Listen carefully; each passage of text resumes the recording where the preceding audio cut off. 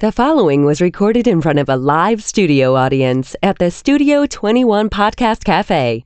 This is the United Podcast Network.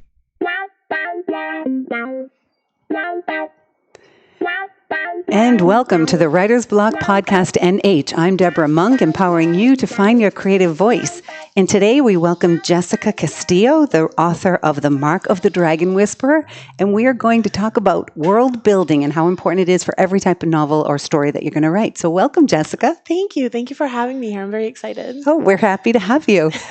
So world building originally was used to be thought of as it was something that was needed for science fiction and fantasy, and people can understand Harry Potter, Game of Thrones, Star Wars, where you have to build every single thing. Or if you happen to write a book called The Mark of the Dragon Whisperer, there aren't dragons in the real world nowadays, I don't think. And so you had a chance to build your whole world. But I just want to make sure that our listeners understand that this applies for everything. If you're writing fiction, then you have to invite the reader into the imaginary world that your characters live in. So think of the world as where your characters live, work, and play. And even in a memoir, if you're writing a memoir, you're often taking people back to an earlier time. So just an example would be if you were to talk about how you listen to music. Today, my daughter listens to iPod. When I was young, I'd listen to a cassette tape. My father, I remember in his car. That wasn't an 8-track. My father had an 8-track. And before that, I think it was a Victrola or Victrophone? Victrola. So even in memoir, even when you're creating the real world that already exists, you have to invite the reader into your world. Mm-hmm. So Jessica, how hard was it to create a world where there were elves and dragons and fae? Oh, it was super easy. It was super easy? No. Good. It was rather challenging, especially when it's really great when you have a blank canvas and you can just put whatever you want into it. But the thing is I'm such a visual person that I want to be immersed into like the sounds of the marketplace, or like, what is this area known for? It's known for their medicine. So there's potions being made. You can smell like the cloves being broiled or however they did it back, in that fantasy world. And, there's another place that's made for the weaponry. So you'd hear like the swords being made, and you hear the clanging of metal and such. So it was so much fun, yet it was challenging trying to like find like the names of like where you wanted to name places and what you wanted to categorize each section as, because no two places are the same. You're kind of talking about the cities, or essentially like the cities or the villages. Do you have a giant board that you plot that out on? I actually did not. I used my laptop and I just kind of like bullet pointed different things. And I actually had one of my good friends, Jason Zucker. He was the illustrator of the map that's in the very beginning, right? Mm-hmm. And I told him what I wanted like shown, because I wanted each area to be known that each area was different and they each had their own strength. Just like if you think of New England, you live in Mass, I live in New Hampshire, and they're slightly different. Yeah. Well, one of the things that I thought that you did when you invite someone into a new world, it's easy to give too many details of the new world. Yes. And it's also easy to give not enough.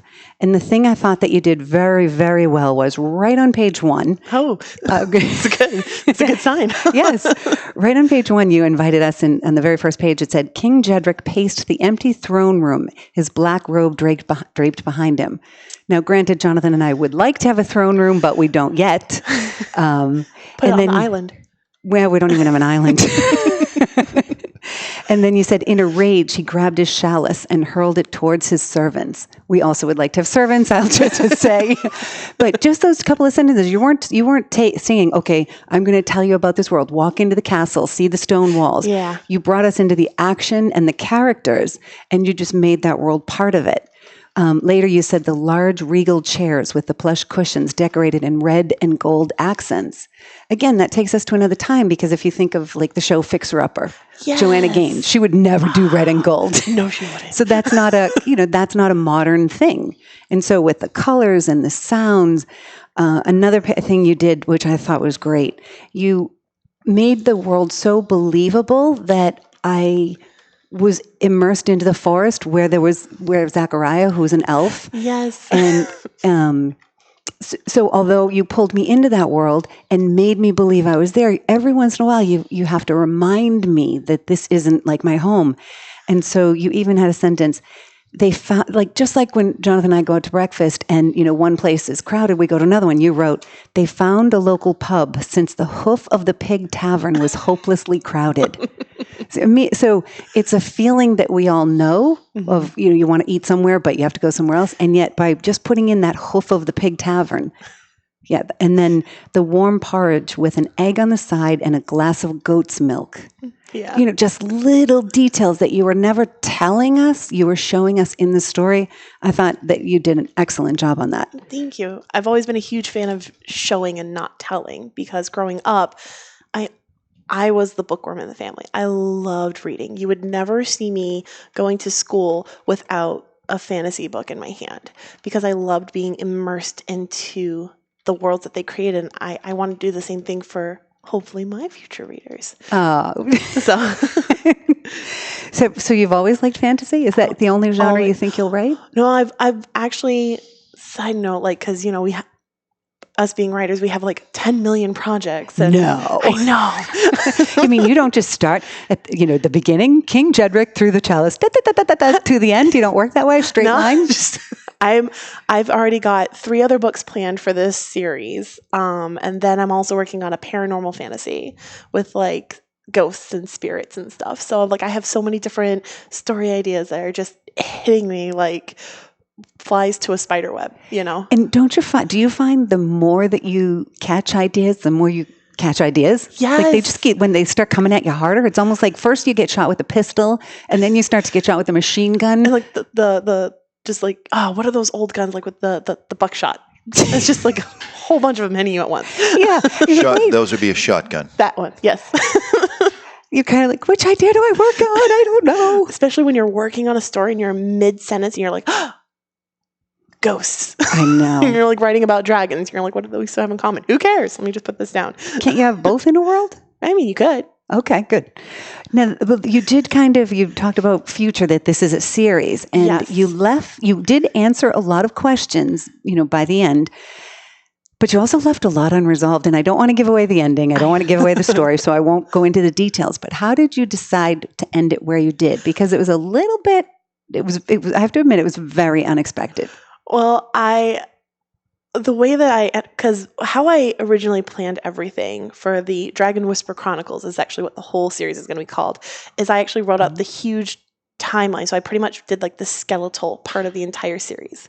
And then I portioned each section okay, I want to end it like this, because unlike my sister and the rest of my family, I love cliffhangers. And I love where the reader's no, how dare you? And they want to go and read more of what happens, and they're thinking what's going to happen next. Right. Putting them in that suspense. I'm a huge fan of cliffhangers. Well, and it's easy to, I think, for people who want to do cliffhangers, to leave the reader dissatisfied. True. And it's not easy to leave them satisfied. And I think the way that you did it was you introduced right from the beginning that her parents had died, and we knew that. They had died in a fire. We knew there was something wonky about that fire, and you resolved that. The thing you didn't do is you didn't tease us with the end problem. So that was the cliffhanger. The cliffhanger wasn't, here you've got a problem and I'm not going to tell you the answer so that you have to buy my next book. Yeah. Here you said, here's an issue, here's this book.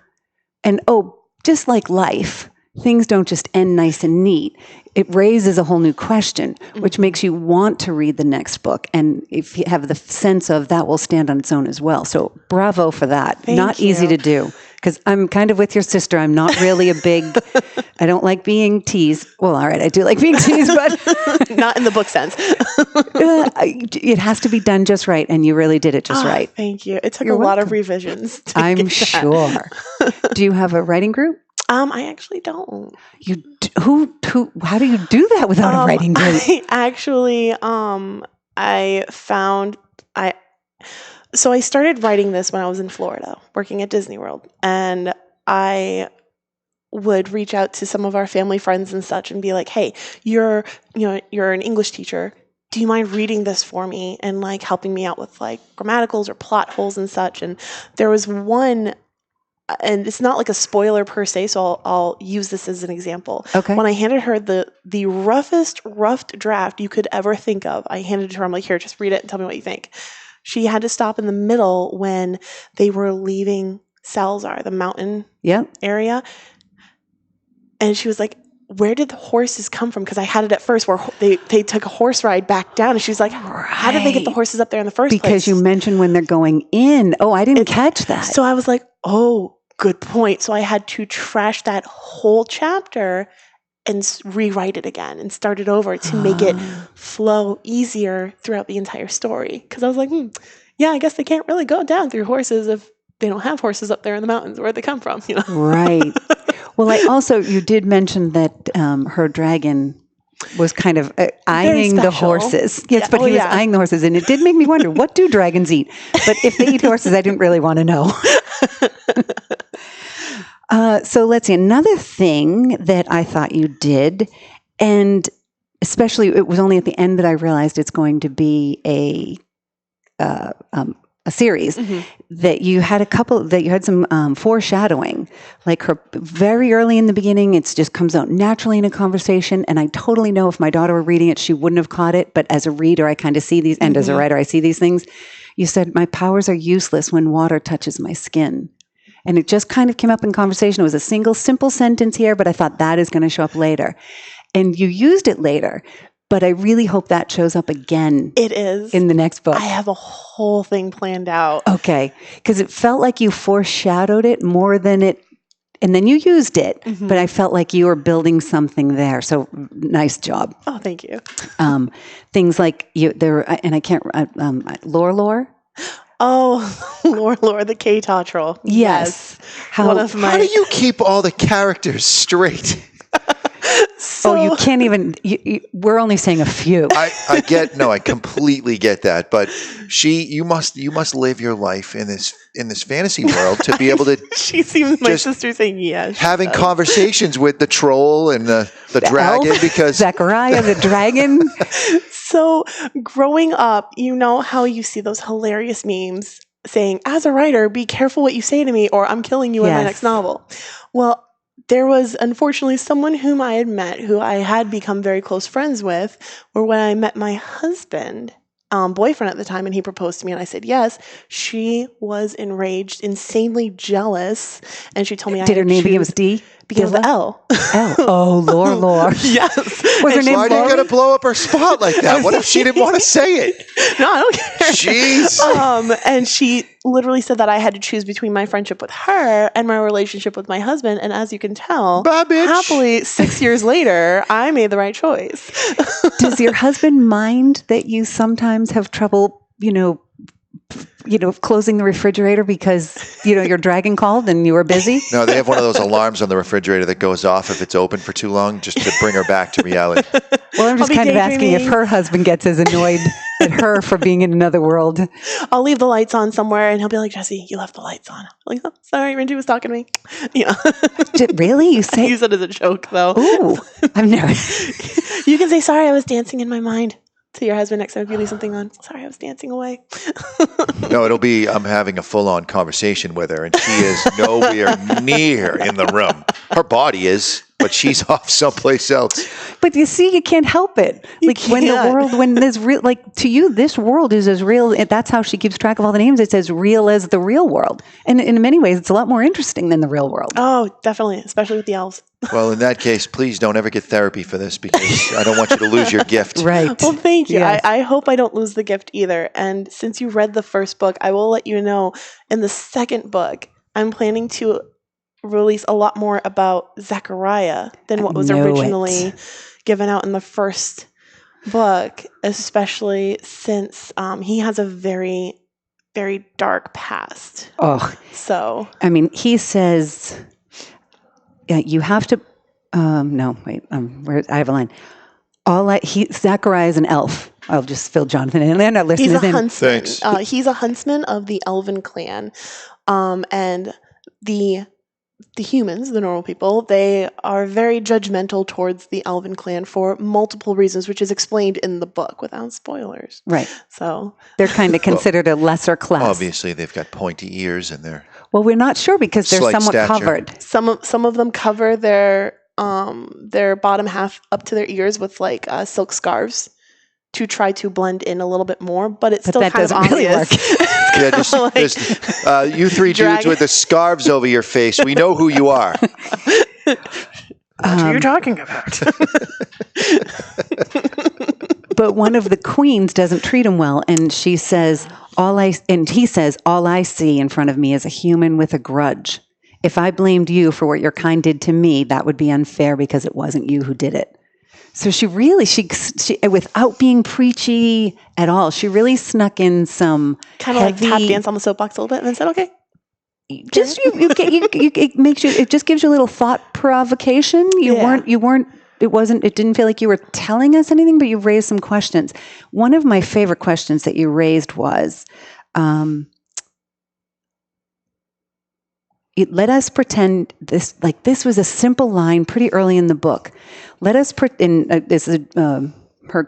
I think it was Marcus talking to her. Marcus, I know Marcus. you're Marcus. I can tell. So bitter. So mad right now about Marcus, but I love him. You can't know. So let us pretend you are a high sorceress, which is bound to happen if you continue your training. What would you do with that title? Oh, that wasn't Marcus. Okay, who is that? That was, oh my goodness. Obviously, that's not Marcus. All right, well, How it doesn't really dare matter. you. It doesn't Wrong matter. with you. I know. I'm sorry. It doesn't matter who said it, but the question, It because was the elder high sorcerer when she was talking about, she was just having a one-on-one with him, and that's when he gave her the mark. Right. Yes. But what a great question. I think we so often think about, I want to be a published author. Mm-hmm. Oh, well, wait, what are you going to do when you are? Or, I want to be a wife. What do you just become the wife and then you kind of think, well, I'm done. I'm there. You don't really think, well, what am I going to do? Wait a minute. Wives are supposed to empty the dishwasher. So And her husband. this wife does. Touche, Jessica. I got you. High five. I got you. But I just think so many things that we become, we're so focused on becoming them that we don't think, well, why do we want to become them, and what are we going to do with that title once we become it? I mean, that was early in the book. I'm going to guess page 25 or something, It's and like it chapter stopped 1. me. Yeah. It was great. It's like when you're working on a generator, and then it's like, okay, let's say you finish working on this generator. What now? What are you going to do with it? Like, yeah. Right. Kind of like the same thing. Another one said she was having a kind of a induced nightmare. Yes. Okay. And someone says to her, you have to believe it isn't happening. It's a trick. It's the witch set on your mind.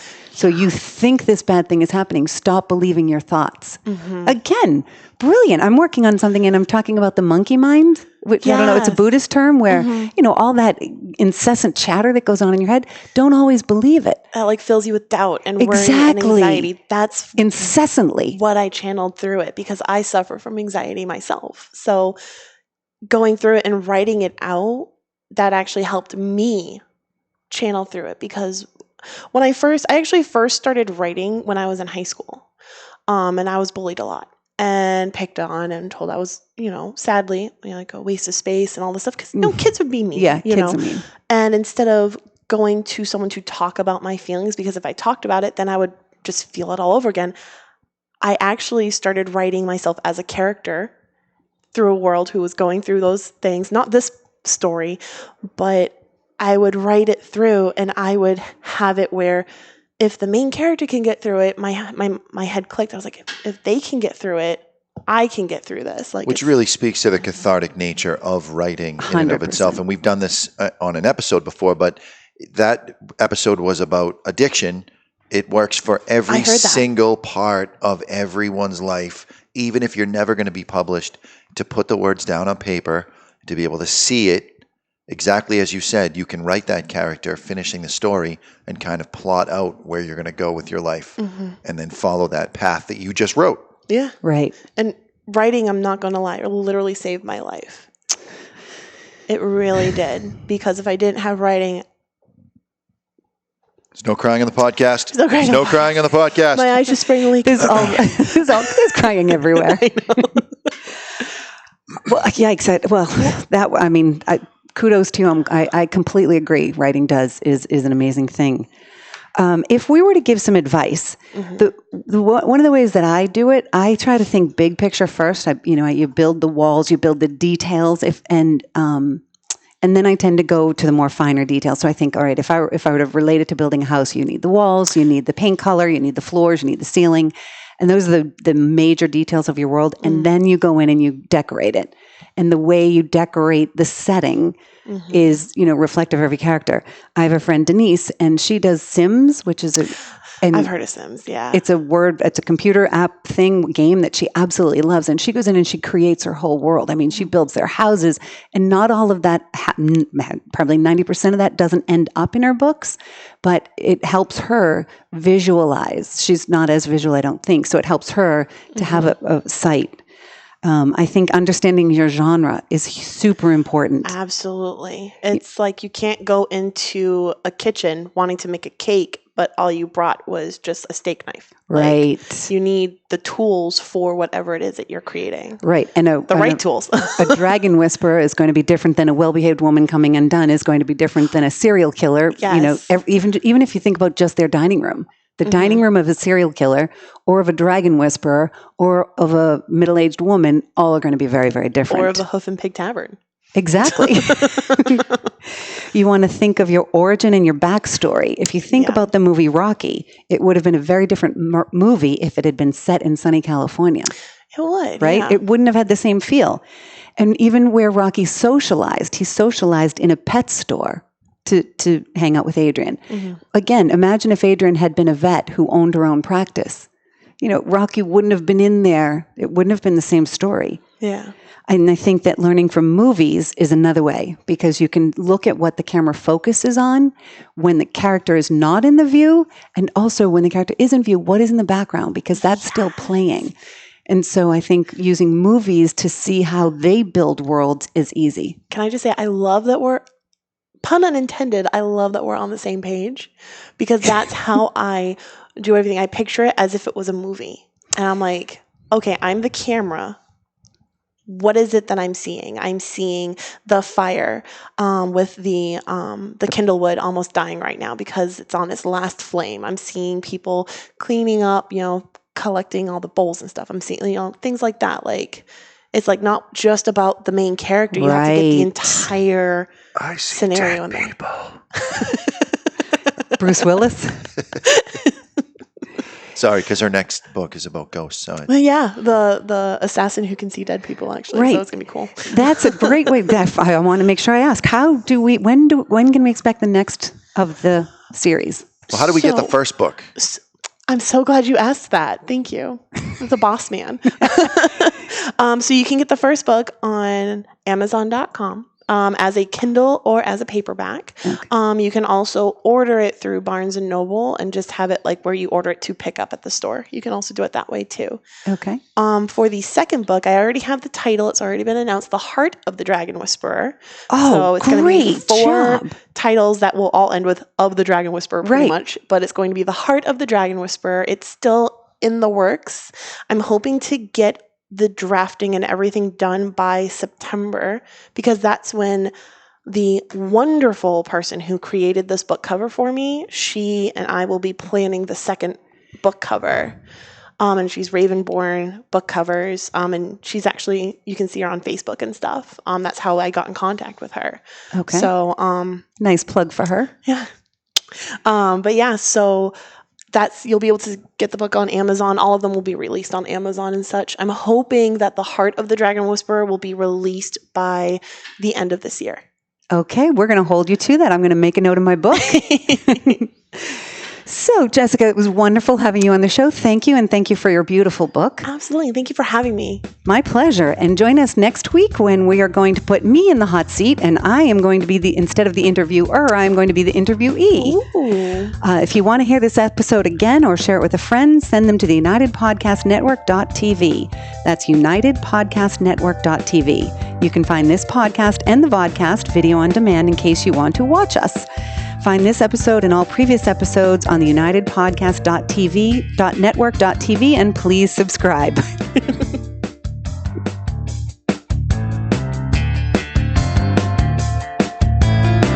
The views and opinions expressed by the hosts, guests, or callers of this program do not necessarily reflect the opinions of the Studio 21 Podcast Café, the United Podcast Network, its partners, or affiliates.